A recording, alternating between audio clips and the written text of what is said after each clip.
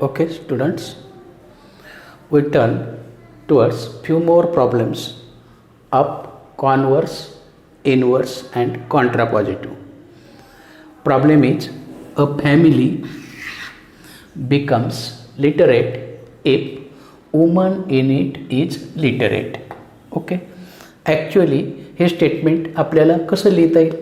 अ family becomes इटलेट. Family कधी literate होते? जर त्यातली वुमन लिटरेट असेल तर. म्हणजे हेच वाक्य given statement can be return as if a woman in a family literate, then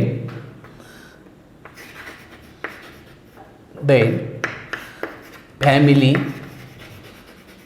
becomes literate. ते स्टेटमेंट ओरिजिनली असं लिहिता येईल. ओके, मग याच्यात पहिलं स्टेटमेंट काय आहे? पी. मग लेट आपण घेणार पी. काय? A woman in a family literate किंवा बिकम्स लिटरेट. दुसरं स्टेटमेंट येईल Q. Family becomes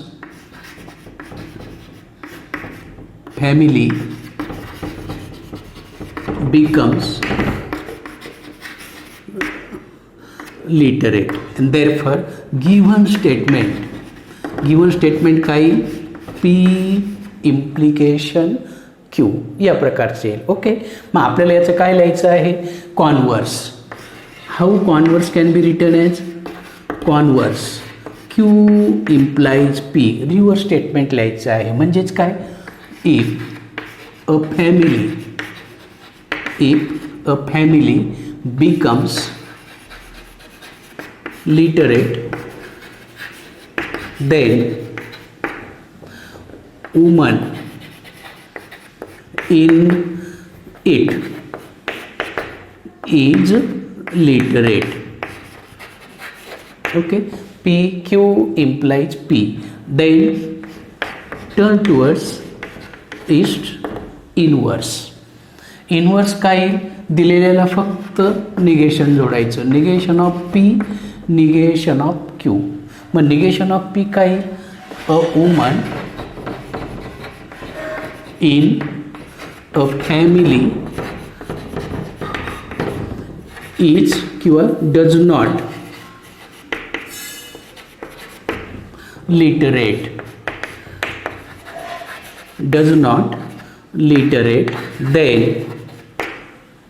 then family is not literate. हा झाला तुमचा इनवर्स. राहिला कॉन्ट्रापॉझिटिव्ह कसा घेणार आपण? बघा, contrapositive negation of Q implies negation of P. मग काही? Negation of Q family if family does not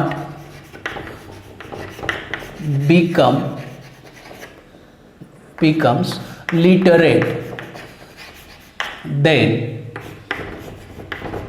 woman in a family is not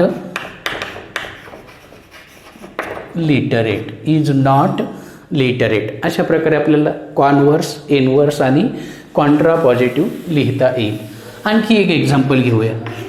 if x less than y, then x square is also less than y square. If x less than y, then x square is also less than y square for x comma y belongs to real numbers. Okay, now turn towards this part. Here P is x less than y, q is x square less than y square, then given statement is implication type. If then try to write its converse, inverse and contrapositive. First part is converse. How to write? Q implies P. काय येईल वाक्य? If x square q, x square less than y square, then x less than y. For all x y belongs to R. Then inverse. Inverse is दिलेल्याला फक्त not जोडायचं. म्हणजेच काय येईल? If x not less than y हा झाला negation of P. Then negation of Q, x square not less than y square comma x y belongs to R. आणि contrapositive, contrapositive येतो negation of Q implies negation of p. If x square not less than equal to y square, then x not less than y for x y belongs to R. आणि असा हा converse, inverse, Contra positive याच्यावर आणखी problem आपल्या एक्झरसाइजमध्ये दिलेले आहेत, ते तुम्हाला सॉल्व करता येतील. ओके. नंतर काही आपण आत्तापर्यंत रूल्स बघितले लॉजिकमधले, अल्जेब्रा ऑफ लॉजिक किंवा स्टेटमेंट्स, अल्जेब्रा ऑफ स्टेटमेंट्स. त्यातला पहिला रूल बघूया. बघा, P or P is equal to P.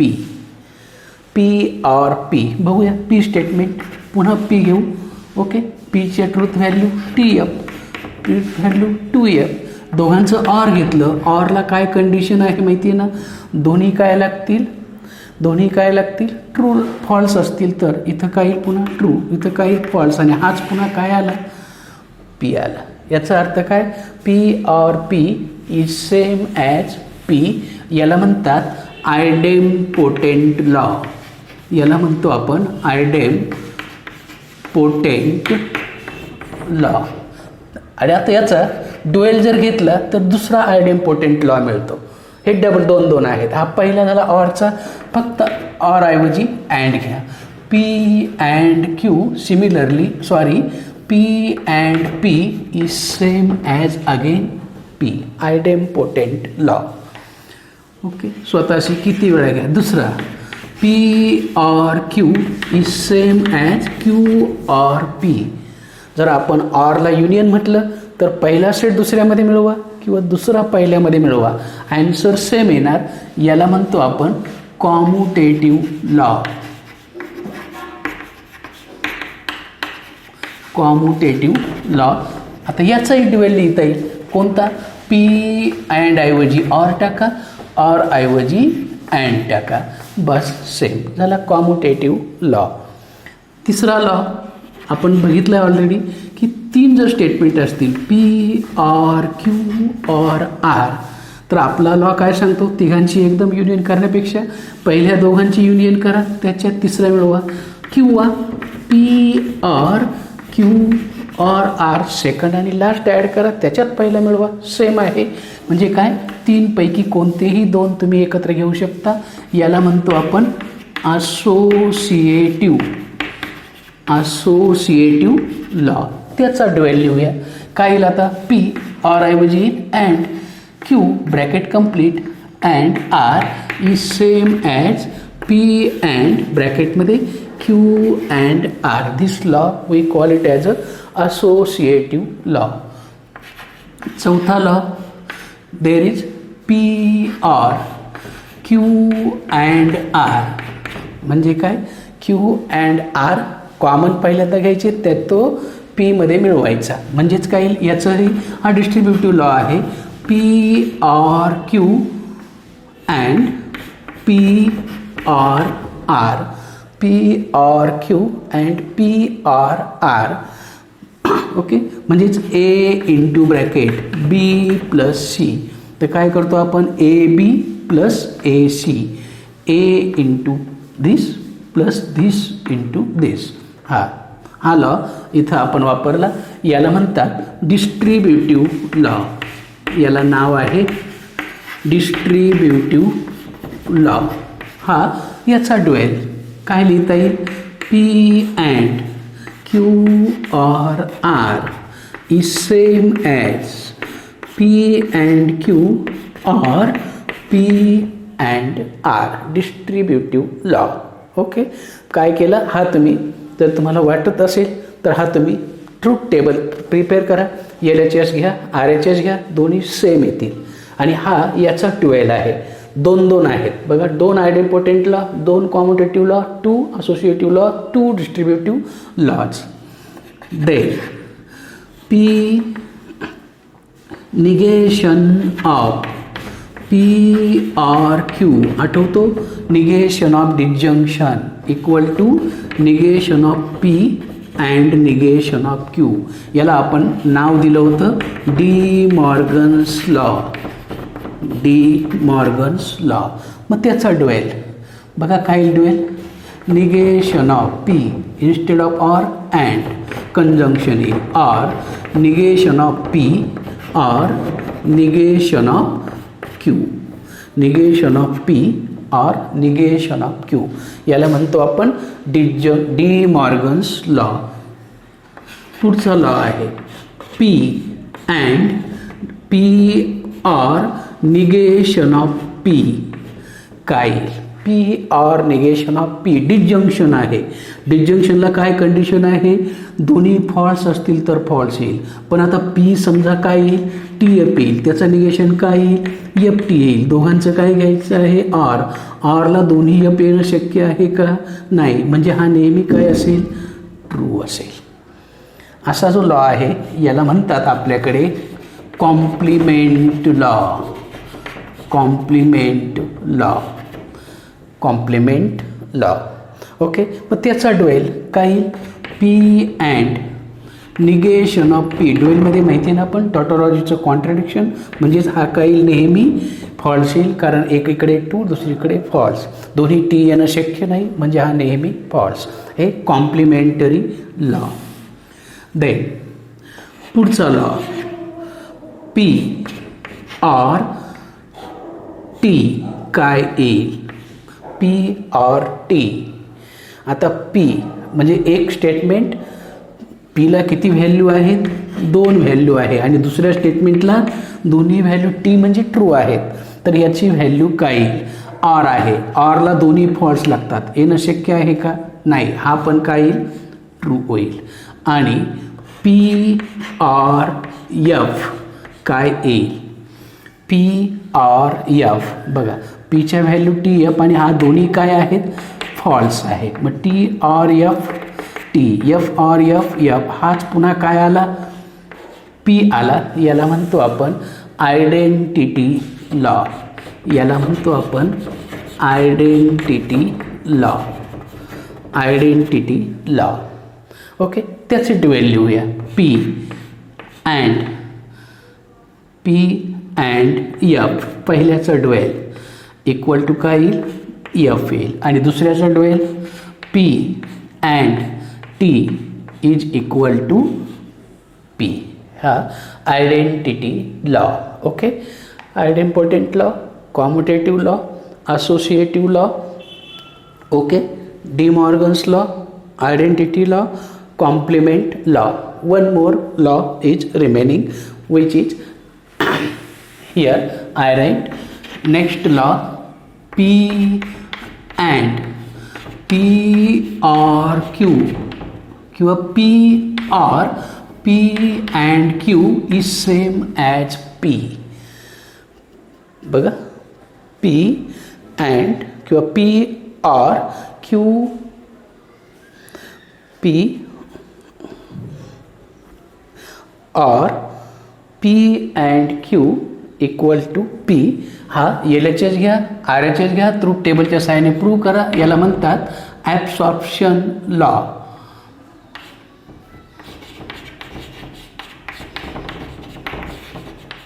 त्याचा ड्युएल बघा, P and P or Q is also equivalent to P. तर हे काही लॉज आहेत बघा. ओके, कोणते? आयडेम्पोटेंट, कॉम्युटेटिव्ह, असोसिएटिव्ह, डिस्ट्रीब्युटिव्ह, डिमॉर्गन्स, कॉम्प्लिमेंट आणि आयडेंटिटी हे मेन लॉज आहेत. नंतर पुढचा लॉ बघा, आपण काय केलं होतं? इम्प्लिकेशन. निगेशन लिहिताना इम्प्लिकेशनचं रूपांतर कसं केलं होतं? Negation of P or Q केलं होतं. याला म्हणतात कंडिशनल लॉ. त्याला आपण ऑलरेडी नाव दिलं आहे कंडिशनल लॉ. आणि लास्ट लॉ जो आपल्याला करायचा आहे तो आहे बाय कंडिशनल लॉ. आपल्याला जेव्हा निगेशन लिहायचं किंवा त्यावेळेला आपल्याला डबल कंडिशनल चालत नाही, मग त्याचं रूपांतर आपण कसं करतो? P implies Q and Q implies P. याला म्हणतो आपण by conditional law.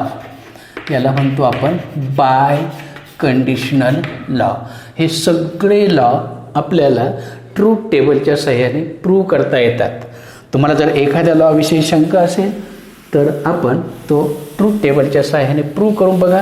You got it. LHS equal to RHS. तर असा हा लॉ. मग यांचा उपयोग कशासाठी करायचा? तर यांचा उपयोग करण्यासाठी आपल्याला विदाऊट यांचा जर उपयोग केला तर आपण जे लॉजिकल इक्विव्हॅलन्स आहे ते विदाऊट टेबल प्रूव्ह करू शकतो. कसं? तर त्याच्यावर एखादं एक्झाम्पल आपण बघूया. विदाऊट युजिंग बघा, विदाऊट युजिंग ट्रूथ टेबल. बघा आता काय करायचं? ट्रूथ टेबल वापरायचा नाही. Without using truth table prove that. काय प्रूव्ह करायचं? पहिला condition, P double implication Q is logically equivalent to P and Q or negation of P and negation of Q. हे आपल्याला प्रूव्ह करायचं आहे. कोणते? Using rules. आत्ता जे आपण 10 रूल बघितले यांचा उपयोग करायचा. ओके, मग आता प्रूव्ह करायचं आहे म्हटल्यावर मी LHS घेणार. P double implication Q, but we want and or. So I convert this P implication Q using last law P implies Q and Q implies P. Which law? By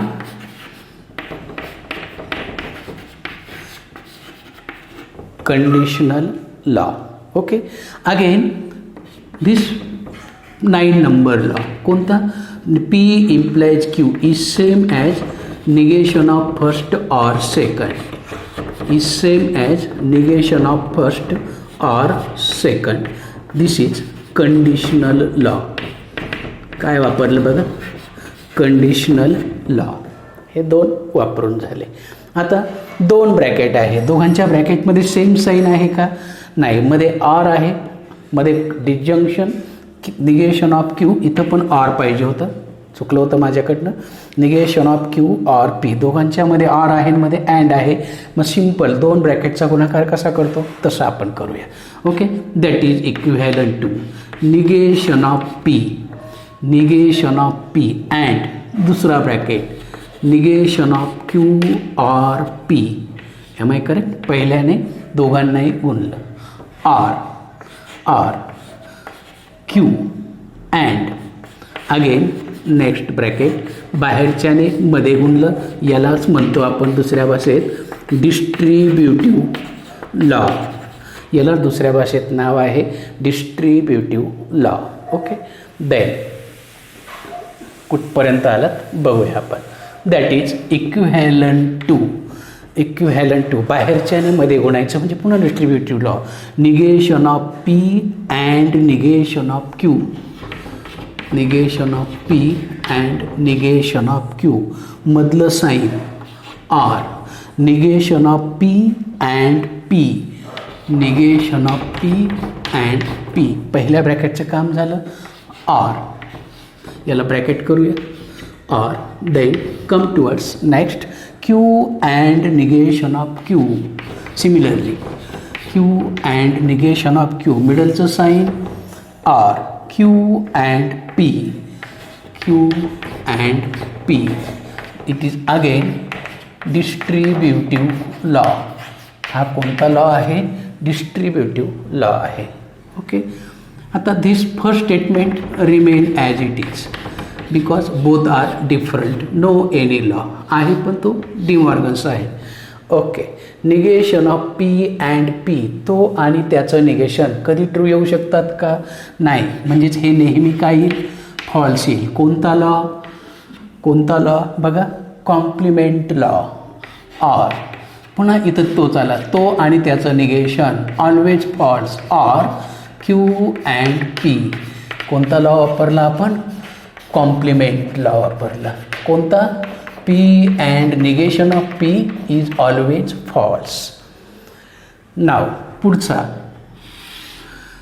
negation of P and negation of Q. का वापरला? तर हा law आहे तुमचा P or F equal to P. याला नाव दिलं होतं आपण पी आर एफ. आरला दोन्ही फॉल्स लागतात. हा फॉल्स असेल तर फॉल्स होईल, ट्रू असेल तर ट्रू होईल. म्हणजे कुणावर डिपेंड आहे? पीवर. याला काय नाव होतं? Identity law. तोच लॉ राईटला पण वापरायचा.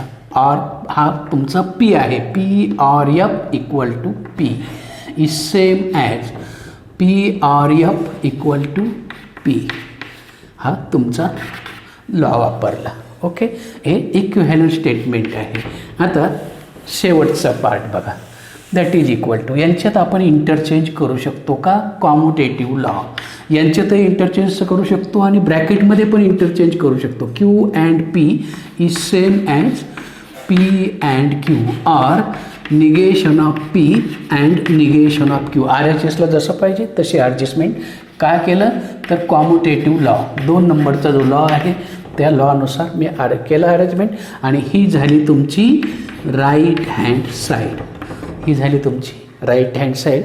आणि अशा प्रकारे आपल्याला दिलेलं स्टेटमेंट विदाऊट टेबलच्या सहाय्याने आपण प्रूव्ह करू शकतो. फक्त थोडासा वेळ लागेल. तुमचे लॉज जोपर्यंत क्लिअर होत नाही तोपर्यंत थोडीशी अडचण येईल, बाकी काही नाही. ओके. One more example. याचं आणखी एक एक्झाम्पल आपण घेऊया. P or Q, P or Q and P or negation of Q. We have to show that it is equal to P. मग याचं पी दाखवायचं आहे. मग what we do? Take left hand side. P R Q and P R negation of Q is equivalent to. आता पुन्हा 2 ब्रॅकेटचा काय आहे? गुणाकार आहे. मग पहिल्याने गुणायचं. P and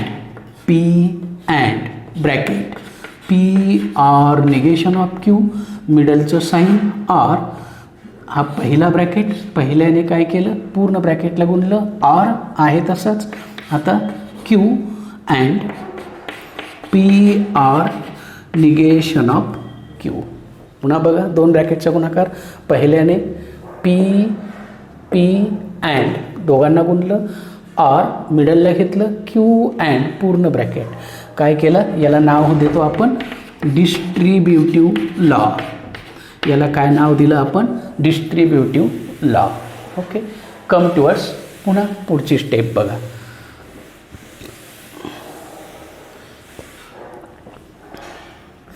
P and P distributive law. मिडलचं sign R. P and negation of Q.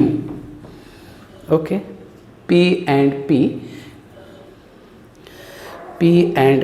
R. P and negation of Q. R Q and P. Q and P R Q and negation of Q. Okay, हा तुमचा पहिला bracket, हा तुमचा दुसरा bracket. Is same as, is same as.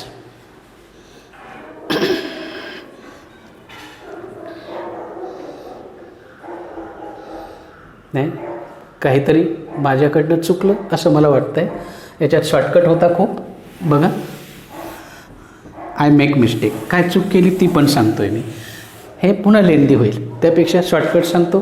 P or Q and P or negation of Q. जर आपण distributive law reverse वापरला तर बघा, पी आर इथं दोन्हीकडेही कॉमन आहे. पी आर ब्रॅकेटमध्ये काय राहील, Q and negation of Q. नसेल तर आपण रिव्हर्स जाऊन बघू. P or Q, yes, and आहे P or negation of Q. Shortcut way, एकदम 2च ओळीत ॲन्सर येईल तुमचं. बघा, याला काय म्हणतो आपण, डिस्ट्रीब्युटिव्ह लॉ. हा झाला distributive law. That is equivalent to P or. तो आणि त्याचं निगेशन नेहमी काय येतं, फॉल्स येतं. याचं तो आणि त्याचं निगेशन नेहमी फॉल्स येतं. हा कोणता लॉ, कॉम्प्लिमेंट लॉ. हा कोणता लॉ वापरला, कॉम्प्लिमेंट लॉ. आणि लास्ट लॉ बघा, पी आर एफ आयडेंटिटी. हा ट्रू असेल तर ट्रू होईल, हा फॉल्स असेल तर फॉल्स होईल. म्हणजे कुणावर डिपेंड आहे, पी. हा झाला आयडेंटिटी लॉ. आणि हीच तुमची काय आहे, राईट हँड साईड आहे. बघा, आपण लॉंग कटने गेला होता, एवढा शॉर्टकट तुमचा ॲन्सर मिळतो. Okay, one more problem. आणखी एक प्रॉब्लेम घेतो आहे, third problem. P and Q or negation of P and Q or P and negation of Q. याचं इक्विव्हॅलंट तुम्हाला प्रूव्ह करायचं आहे, पी डिजंक्शन क्यू. ओके, मग त्याच्यासाठी काय करायचं बघा. तर LHS घ्या. LHS घेतली तर काही, P conjunction Q or negation of P conjunction Q or P and negation of Q. Suppose this is P, this is whole bracket Q, this is R. सगळ्यांच्यामध्ये काय आहे, आर आहे. मग सेम साईन असेल तर, तिघांच्यामध्ये जर सेम साईन असेल तर तुम्ही कोणतेही 2 एकत्र घेऊ शकता. मग आपण हे पहिले 2 एकत्र घेऊ का, तर त्याला कोणता लॉ आहे, हा असोसिएटिव्ह लॉ आहे. हा कोणता लॉ आहे, असोसिएटिव्ह लॉ. बघा, आता दोघांच्यामध्ये कॉम्युटेटिव्ह वापरला तरी चालेल, डायरेक्ट घेतला तरी चालेल. P and not Q or negation of P and Q. एवढा पार्ट दोघांनाही कॉमन आहे. मग बाहेरच्याने मध्ये गुणलं किंवा बदला कॉमन घेणं सेम आहे. मग शिल्लक काय राहील, P or negation of P and Q. नसेल तर पुन्हा गुणून बघा, P and Q or negation of P and Q. Same आहे, distributive law. Similarly this bracket remains as it is. हा काय केला मी, डिस्ट्रीब्युटिव्ह लॉ उलटा वापरला, कॉमन घेतला.